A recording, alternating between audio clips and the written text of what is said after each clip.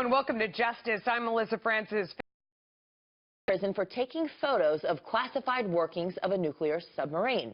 Although he accepted responsibility for what he did, his defense and family wondered why Hillary Clinton wasn't held to the same standards for mishandling. But police there responded this way, quote, "Our fight against violent offenders who torment neighborhoods with gun violence is unwavering." Good morning, and thank you for being with us on Fox and Friends Weekend.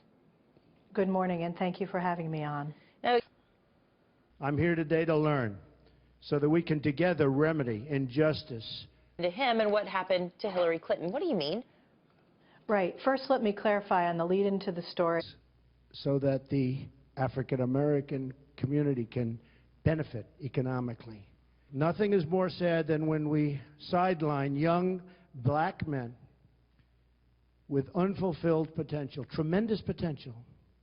I met some people this morning that were incredible people, and they're looking for jobs. These are incredible people, young people. But I have a few black friends, cop out. I guess he's off the hook. All right. About, and I'm grateful people are listening, is to the fact that Hillary Clinton is not held to the same standard. And when anyone hurts, we all hurt together, and that's so true. So true.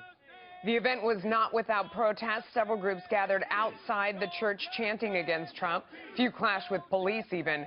After the event, Trump and former GOP presidential candidate Ben Carson toured Carson's old neighborhood in Detroit and visited his childhood home.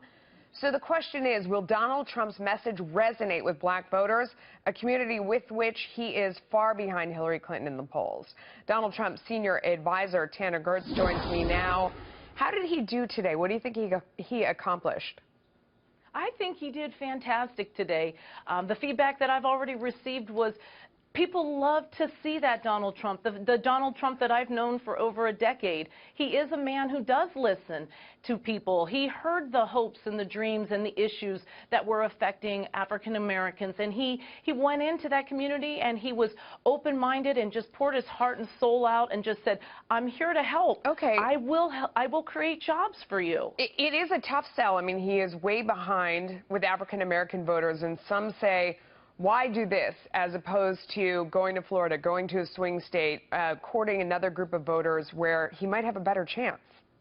Well, that's a great question, and the answer is because Mr. Trump cares about all Americans, not just African Americans, but all Americans.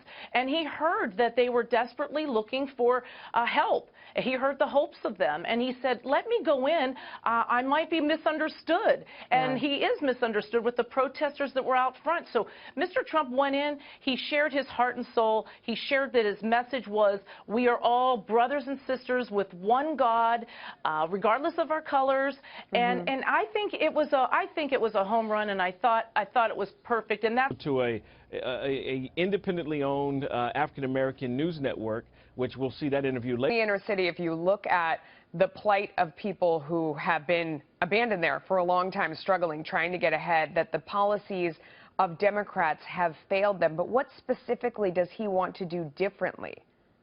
He wants to create jobs. How? At the end of the by having a better economy, by keeping people that are coming into our country illegally. Do completely recover, but there are some that go on to have post-concussive syndrome, and by her own report, she is don't have jobs, who are desperate and don't have a way of putting food on the table, who have given up, that he said were on the streets when they rolled in. He was seeing people just sitting on the streets, desperate, despair, with no hope or any well, what's an example of a job that an illegal immigrant is doing in Detroit, that somebody who you say who's sitting on the side of the street when Donald Trump rolls into town, what's a job that they would want to do that an illegal immigrant is doing right now in that city? Well, maybe it could be a tile man. I don't know. I haven't asked Mr. Trump this, but I know in my state, you know, there are people that are here that are doing jobs that a lot of college kids would do: electricians, carpentry.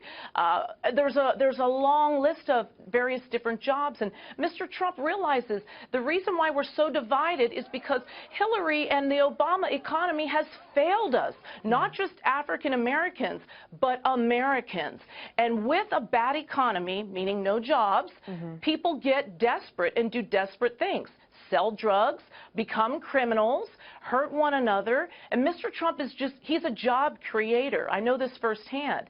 He employs tens of thousands of people. He will create jobs for all cities, but he realizes Detroit right now is a city that is on the radar that is in desperate need. People say that he's there and they accuse him of pandering, that he got the questions in advance and he worked on the answers and that it was very much staged for the cameras as opposed to being sincere. How do you respond to that?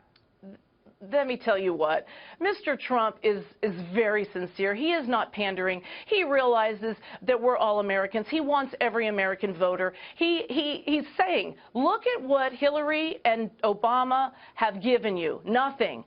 We are now at a deficit. The poverty level is over 26%. The unemployment rate is double that. That is thanks to President Obama. And if Hillary Clinton is elected, that's what you all have to get again. That's what you will get again. He's the most sincere man that I know. Mr. Trump is in there. I mean, going into an unknown territory is very dangerous. I think it shows leadership. I think it shows a strong leader who listens and who learns. And that's what I want in my next president. What is the response from the campaign today to all that we learned about Hillary Clinton's interview with the FBI yesterday? Excuse me? What is the response from the campaign to all that we learned from Hillary Clinton's interview with the FBI yesterday? All those details were released, you know, showing that she didn't recall her training, that she didn't know what the C meant on the various emails. Is there a response from the campaign to that today? Absolutely. That is, Hillary Clinton is disqualified from becoming, for running for presidency. She should be 100% disqualified, and the American people are smart. That's why her numbers are going down and Mr. Trump's numbers are going up. People realize exactly what they're going to get with her, and that is a person who lied and was extremely careless with all of our security.